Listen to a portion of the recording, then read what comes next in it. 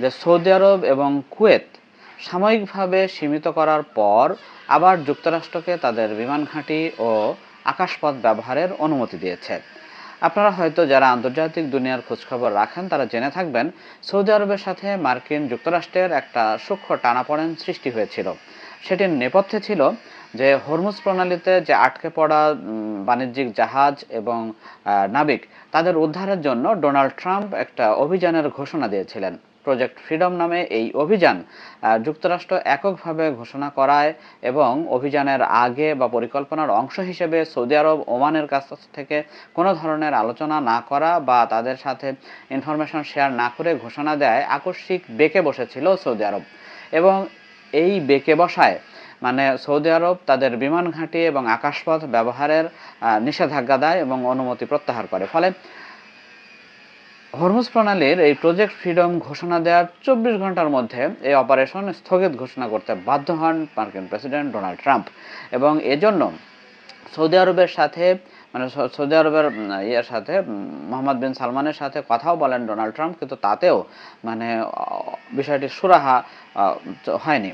এবং ওমানের সাথেও একই অবস্থা, অচল অবস্থা তৈরি হয়। ওমান মনক্ষুণ্ণ হয়নি। তাদের প্রতিক্রিয়ায় রয়টার্সের খবরে জানায় যে ওমান মনক্ষুণ্ণ হয়নি, তবে ওমান এই পরিকল্পনার কিছুই জানে না এবং তারা এ বিষয়ে কোনো কিছু ওয়াকিবহাল নন।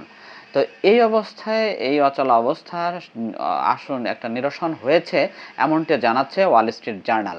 তো এই গণমাধ্যমটি জানিয়েছে যে সাময়িকভাবে যে স্থগিতাদেশ বা নিষেধাজ্ঞা দেওয়া হয়েছিল বিমান চলাচল এবং আকাশপথের ক্ষেত্রে সেটি প্রত্যাহার করে নেওয়া হয়েছে এবং এই যুক্তরাষ্ট্রকে তাদের বিমান ঘাঁটি এবং আকাশপথ ব্যবহারের আবারও অনুমতি দিয়েছে। তো এই সিদ্ধান্তের ফলে হরমুজ প্রণালীতে যে মার্কিন অভিযান প্রজেক্ট ফ্রিডম এইটির কার্যক্রম পুনরায় শুরু করার পথ খুলে গেছে। এর আগে দুই দেশ ট্রাম্প প্রশাসনের ওই মিশনকে কিছু সময়ের জন্য বন্ধ করেছিল বা স্থগিত করেছিল। তো এই পরিস্থিতিতে এই সিদ্ধান্তে এই পরিস্থিতি কিছুটা স্বাভাবিক হয়েছে। সৌদি আরব এবং যুক্তরাষ্ট্রের মধ্যে যে একটা টানাটানি তৈরি হওয়ার আশঙ্কা ছিল, তো সেটির আপাতত শঙ্কাটা দূর হলো। তা আপনারা জানেন ওপেককে নিষ্ক্রিয় করা বা ওপেককে ছেঁটে ফেলা নিয়ে একটা কোল্ড ওয়ার কিন্তু পূর্ব থেকেই সৌদি আরবের সঙ্গে যুক্তরাষ্ট্রের তৈরি হয়েছিল।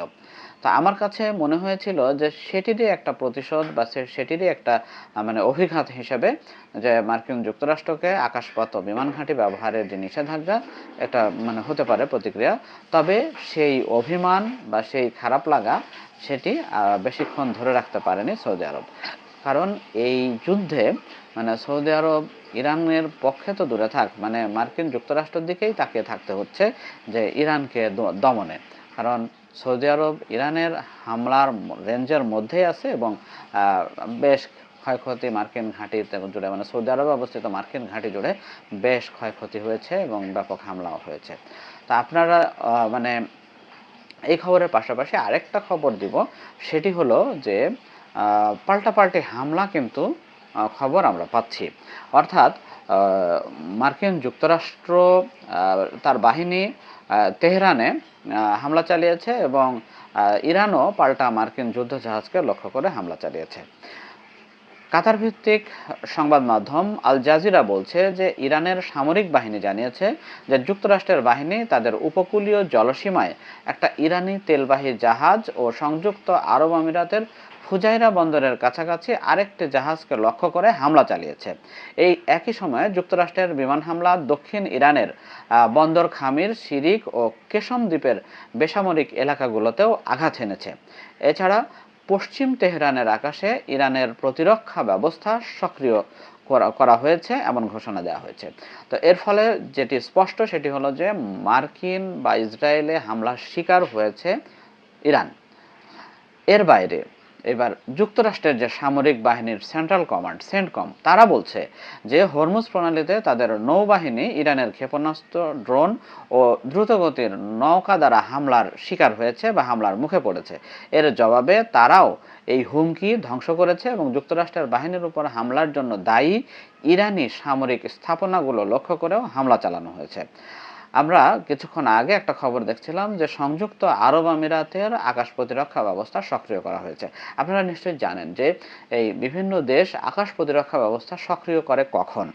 আকাশ প্রতিরক্ষা ব্যবস্থা তখনই সক্রিয় করা হয়, স্বয়ংক্রিয়ভাবেই সক্রিয় হয়, যখন ওই দেশের আকাশ সীমা বা ভূখণ্ডে কোনো সম্ভাব্য হামলা মানে হতে চলেছে বা সম্ভাব্য আক্রমণ আসছে, তখন এটা করা হয়। অর্থাৎ সংযুক্ত আরব আমিরাতে যে হামলা গত কালকে বা পরশু দুদিন হয়েছে, ফুজাইরা বন্দরের তেলের ডিপোতে আগুন দেখা গেছে এবং সংযুক্ত আরব আমিরাত ঘোষণা দিয়েছে যে তারা বেশ কিছু মিসাইল ড্রোন ঠেকিয়ে দিয়েছে। তো এগুলো আসলে এই এলাকায় যে যুদ্ধবিরতির মধ্যে যে একটা শান্ত অবস্থা, দৃশ্যমান শান্ত অবস্থা বিরাজ করছিল, সেগুলোকে বিঘ্নিত করে। ফলে নতুন করে আবার যুদ্ধ ছড়িয়ে পড়ার যে শঙ্কা, সেটি কিন্তু তৈরি হয়েছে। তবে এই শঙ্কার মধ্যেও আশার দিক হলো যে মার্কিন প্রেসিডেন্টের বক্তব্য। তো মার্কিন প্রেসিডেন্ট বলছে যে এই যুদ্ধবিরতি কার্যকর আছে এবং এটা এখনো ভেঙে পড়েনি। আর এর ফলে এর ফলে মানে যে আলোচনার অগ্রগতি, সেটি থেমে থাকবে না। অর্থাৎ তিনি এটা এই ইঙ্গিতে পরিষ্কার করেছেন যে ইরানে একটা সীমিত হামলা হয়েছে, এর দ্বারা একটা মানে বার্তা দেওয়ার চেষ্টা করা হচ্ছে। ফলে যে আলোচনার অগ্রগতি, আপনারা ১ পৃষ্ঠার যে কন্ট্রাক্ট সাইনের ব্যাপারটি গত ২ দিন ধরে আলোচনায় ছিল, সেটি কিন্তু এখনো চূড়ান্ত হয়নি এবং ইরানের পক্ষ থেকে বলা হচ্ছে তারা বিষয়টি পর্যালোচনা করছেন। গতকালকে ইয়ের সাথে মুস্তাফা খামেনির সাথে দেখা করেছিলেন মাসুদ পেজেশকিয়ান। গতকালকে না, এটা আরও ২ দিন আগের খবর, গতকালকে আমরা জেনেছি। ফলে এই যুদ্ধ শেষ হইয়াও হইল না, এরকম একটা অবস্থায় চলছে। আপনারা জানেন যে আন্তর্জাতিক সম্পর্ক এবং কূটনীতি এমনই চলে যে শেষ কথা বা চূড়ান্ত কথা বলে কিছু থাকে না। মানে সব কিছু সেটেলড হওয়ার পরেও মানে নানান কথা, নানান প্রসঙ্গ, নানান ইকুয়েশন, মানে হিসাব নিকাশ প্রত্যেকটা দেশেই পরস্পরের বিরুদ্ধে, পরস্পরের সঙ্গে এগুলো করতেই থাকে, চলতেই থাকে। এভাবেই আন্তর্জাতিক সম্পর্কগুলো কাজ করে বা কূটনৈতিক সম্পর্কগুলো, দ্বিপাক্ষিক সম্পর্কগুলো বা দ্বিপাক্ষিক বিরোধগুলো একইভাবে সক্রিয় থাকে।